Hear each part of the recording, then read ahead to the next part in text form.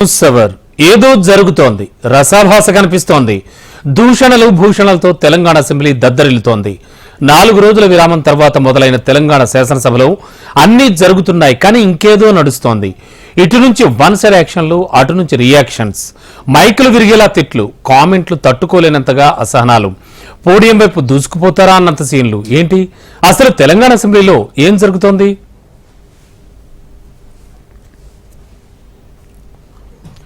చూడ్డానికి చర్చలే కదా అనిపిస్తున్నాయి, కానీ ఏదో తెలియని కారణం ఒకటి కనిపిస్తోందన్నది విశ్లేషకుల మాట. చర్చల పేరిట రచ్చ చేస్తున్నారా, పక్కదారి పట్టిస్తున్నారా అన్న అభిప్రాయాలు, యాక్షన్కు రియాక్షన్లు, కంటిన్యూస్ గా కౌంటర్లు తెలంగాణ అసెంబ్లీలో చూస్తోంది, వింటోంది. ఏమిటి అసలు అనేది సందేహం.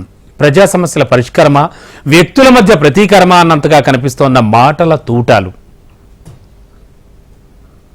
ఈ శ్వేతపత్రం తీరును చూస్తుంటే ప్రజలు ప్రగతి అనే కోణం కన్నా రాజకీయ ప్రత్యర్థుల మీద దాడి, వాస్తవాల వక్రీకరణ కోణమే కనబడతా ఉంది అధ్యక్ష.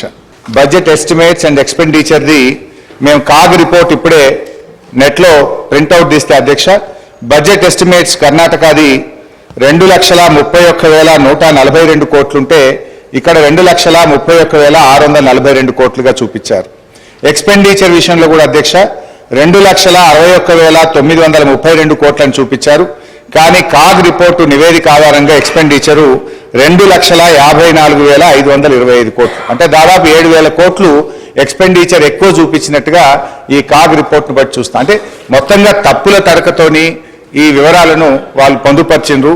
వాళ్ళు కేవలం ఇదంతా కూడా ఒక గత ప్రభుత్వాన్ని బదనాం చేయాలనేటువంటి ధోరణి కనబడతా ఉంది అధ్యక్ష. ఉన్న మాట ఉన్నట్టుగా మాట్లాడుకోవాలి అంటే తెలంగాణ అసెంబ్లీ సమావేశాల్లో అద్భుతాలేం జరగడం లేదు. అంతకుమించి అనే స్థాయిలో చర్చల పేరిట రచ్చ మాత్రం జరుగుతోంది. అధికార పక్షం ప్రతిపక్షం దుమ్మెత్తి పోసుకుంటున్నాయి, మీరెంతంటే మీరెంతంటూ తిట్టుకుంటున్నాయి. 10 ఏళ్లలో తెలంగాణలో ఆర్థిక పురోగతిపై శ్వేతపత్రం విడుదల చేసిన ప్రభుత్వానికి ప్రతిపక్షం కౌంటర్ల మీద కౌంటర్లు ఇస్తోంది. ఆ విషయం మీద చర్చ దగ్గర నుంచి 10 ఏళ్లలో మీరేం చేశారంటూ, మిగులు బడ్జెట్ నుంచి తగులు బడ్జెట్ వరకు తెచ్చారంటుంటే పాలక ప్రతిపక్షాల మధ్య పేలుతోన్న మాటల తూటాలు ఎన్నో డౌటానుమానాలకు కారణమవుతున్నాయి.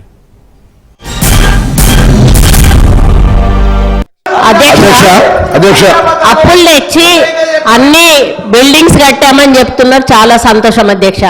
ఏం బిల్డింగ్లు కట్టారు అధ్యక్ష? సెంట్రల్ జైలు కూలగొట్టిండ్రు, పురాతనమైనది నిజాం నవాబ్ కాలం నాటిది అక్కడ హాస్పిటల్ కట్టిండ్రు అధ్యక్ష. అదే హాస్పిటల్ ఊరవతల కట్టుంటే పేషెంట్లకు కూడా మంచిగా ఉంటుంది అధ్యక్ష. పురాతనమైన జైలు కూడా అక్కడ ఉండేది అధ్యక్ష. కొత్త బిల్డింగ్ ఎందుకు కట్టారు, ఆ ప్లేస్ లో ఎందుకు కట్టారంటే వీళ్ళకి పర్సంటేజ్ల కోసం కట్టారు అధ్యక్ష. ప్రజలు కూడా చూస్తున్నారు అధ్యక్ష. మా సోదరిమణి సురేఖ గారు ఒక మాట అన్నారు, హాస్పిటల్ ఊరవతలు ఉండాలన్నట, జైలు ఏమో నడి ఊళ్ళు ఉండాలన్నట. ఇది ఏం ప్రేమ అధ్యక్ష? ప్రజలు ఇబ్బంది పడొద్దు, వరంగల్ నడిబొడ్డున ప్రభుత్వ ఆసుపత్రి ఉంటే ప్రజలకు మేలవుతుందని ప్రజల కోసం నడిబొడ్డున మేము ఆసుపత్రి కడితే దాన్ని కూడా మా సోదరిమణి తప్పు పడితే నేను అది వారి విజ్ఞత వదిలేస్తా అధ్యక్ష.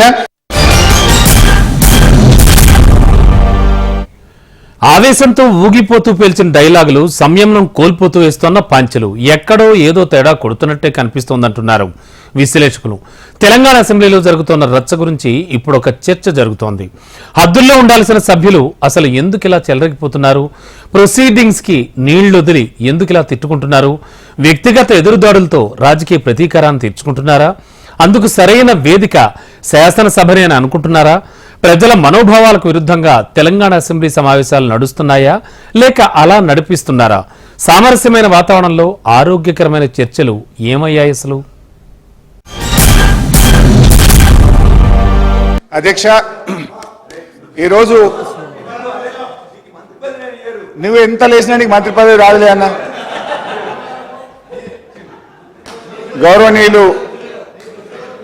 గౌరవ ముఖ్యమంత్రి రేవంత్ రెడ్డి గారు అన్నా ప్లీజ్, కోమటిరెడ్డి రాజగోపాల్ అన్న దయనే ప్లీజ్ దయా, మీ దయా అన్న, నేను చెంచాను లేదు. హరీష్ రావు గారికి గంట సమయం ఇచ్చినా ఆయన తృప్తిగా లేదు. ఎందుకంటే వాళ్లకు మన ఊళ్ళలో ఏమంటారు అధ్యక్ష, మేనమామ సాల్ వచ్చిందంట. అంటే ఆయనకు మాటలు చెప్పడంలా, అబద్ధాలను నిజం మాట్లాడలా. ఆ కేసీఆర్ గారు ట్రైనింగ్ మాత్రం కేసీఆర్ కుటుంబ సభ్యులకు మేనల్లుడికి మాత్రం చాలా పోలికలు వచ్చినాయి అధ్యక్ష. ఇంత సమయం ఇచ్చిన తర్వాత కూడా మరి గవర్నమెంట్ని ఇట్లా మాట్లాడమంటే ఏంటి అధ్యక్ష ఇదంతా? అధ్యక్ష నేను ఎందుకు చెప్తున్నా అంటే మన వ్యక్తిగతంగా నా పేరు తీసుకుంటే అధ్యక్ష, వ్యక్తిగతంగా నేను ఏమన్నాడు, నేను ప్రసంగానికి అడ్డు తగులుతూ ఏమన్నాడు, నువ్వు ఎంత మొత్తుకున్నా నీకు మంత్రి పదవి రాదు అని అన్నాడు. నువ్వు ఎన్నేళ్ళు కష్టపడ్డ తర్వాతే కష్టపడ్డ హరీష్ రావు గారు కేసీఆర్ తర్వాత కేటీఆర్ అవుతారు, కానీ నీకు మోసం జరుగుతుంది, కానీ వాళ్ళు ఏం చేయరు నీకు. ఇక కొత్తగా సభకొచ్చిన ఎమ్మెల్యేలు చట్టాల గురించి తెలుసుకుంటారు. అనుభవం ఉన్న రాజకీయ నేతల నుంచి కొత్త కొత్త విషయాలు నేర్చుకుంటూ ఉంటారు. ఆ మాటకొస్తే అలాంటి కార్యక్రమాలకే ఎక్కువ ప్రాధాన్యం ఇస్తారు. శాసనసభ లోపల అంతా ఒక్కటే అనే భావనతో కనిపిస్తారు. ప్రజాక్షేత్రంలో పరస్పరం రాజకీయ విరోధులుగా ఉంటారు. ఇది అత్యంత సాధారణమైన అంశం. కానీ చట్టసభల్లో సభ్యులు ఒకరిపై ఒకరు చెరుక్కుమంటోన్న నిప్పులు, పేల్చుకుంటోన్న తూటాలు తెలుగు ప్రజల్ని ఆశ్చర్యానికి గురిచేస్తున్నాయి. Sir I'm very unfortunate. నేను ఎప్పుడు ఇట్లా అనుకోలేదు సార్. ఇంత సబ్జెక్ట్ మాట్లాడుతున్నాం అనుకుంటే మరి ఆయన 5 సార్లు శాసనసభకు ఎన్నికై మీ గురించి మాట్లాడుతున్నారు సార్. మీరు వినండి సార్. మరి మీరు మాట్లాడేది కాంట్రాడిక్టరీ స్టేట్మెంట్ మాట్లాడుతాం సార్. ఇదిలా ఉంటే అధికార పార్టీ విధానాలపై ప్రతిపక్షం ప్రశ్నలను సంధిస్తుంది, అలాగే నిలదీస్తూ ఉంటుంది. వాటికి వివరణ ఇవ్వాల్సిన బాధ్యత పాలక పక్షంపై ఉంటుంది. కానీ అసెంబ్లీలో పరిణామాలు ఇందుకు విరుద్ధంగా కనిపిస్తున్నాయి. ప్రజా సంక్షేమం గురించి సామరస్య వాతావరణంలో జరగాల్సిన చర్చ పాలక ప్రతిపక్షాల మధ్య మాటల యుద్ధానికి తెరలేపుతోంది. ఒకరిపై ఒకరు కత్తులు నూరుకుంటూ ఆగ్రహవేశాలకు గురవుతున్నారు, సంయమనం కోల్పోతున్నారు. కానీ సభ జరగాల్సింది ఇలా కాదు. సామరస్య వాతావరణంలో ప్రజా సమస్యలపై చర్చ జరగాలి. అర్థవంతమైన చర్చలకు అవకాశం ఇస్తూ ముందుకు సాగాల్సిన అవసరం ఎంతైనా ఉంది.